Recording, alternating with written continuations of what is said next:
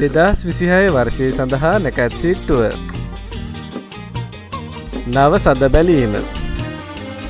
අභිනව චන්ද වර්ෂය සඳහා මාර්තු මස 20 වැනි සිකුරාදා දිනද අභිනව සූර්ය වර්ෂය සඳහා අප්‍රේල් මස 19 වැනි ඉරු දිනද නව සද බලනු මැනවි.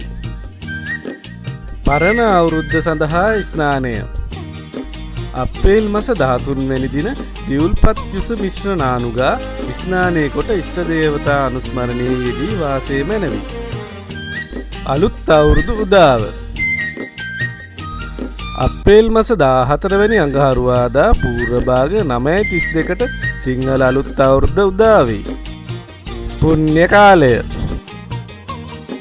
අප්‍රේල් මස 14 වැනි අඟහරුවාදා පූර්ව භාග 3:08 සිට එදිනම අපර භාග 3:56 දක්වා පුණ්‍ය කාලය බැවින් අප්‍රේල් මස 3:08ට පළමුව ආහාර පානගෙන සීළු වැඩ අතහැර ආගමික වතාත්වල යෙදීමද පුණ්‍ය කාලයේ අපර කොටස එනම් අප්‍රේල් මස 14 වැනි අඟහරුවාදා පූර්ව භාග 9:32 සිට එදිනම අපර භාග 3:56 දක්වා ආහාර පිසීම, වැඩ ඇල්ලීම, ගනුදෙනු කිරීම හා ආහාර අනුභවය ආදී නැකත් චාරිත්‍ර විධි ඉටු කිරීම මැනවි.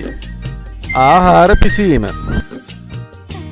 අප්‍රේල් මස 14 වෙනි අඟහරුවාදා පූර්ව භාග 10:41ට රක්තවර්ණ වස්ත්‍රාභරණයෙන් සැරසී දකුණු දිසාව බලා ලිප්පැද ගිනිමලවා කිරිබතක්ද කැවිලි වර්ගයක්ද දීකිරි විලදද පිළියෙල කර ගැනීම මැනවි.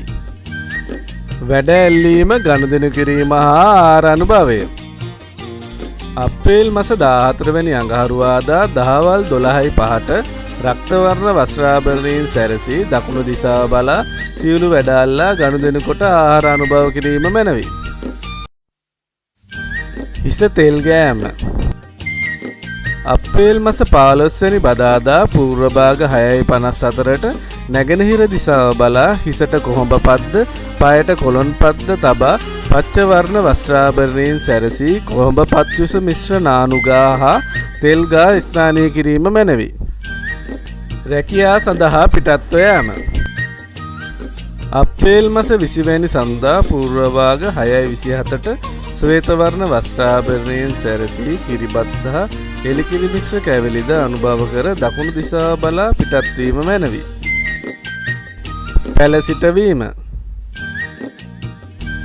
2026 අප්‍රේල් මස 23 වැනි බ්‍රහස්පතින්දා රන්වන් පැහැති වස්ත්‍රාභරණයෙන් සැරසී පූර්ව භාග 11:36ට උතුරු දිශාව බලා පැල සිටවීම මැනවි.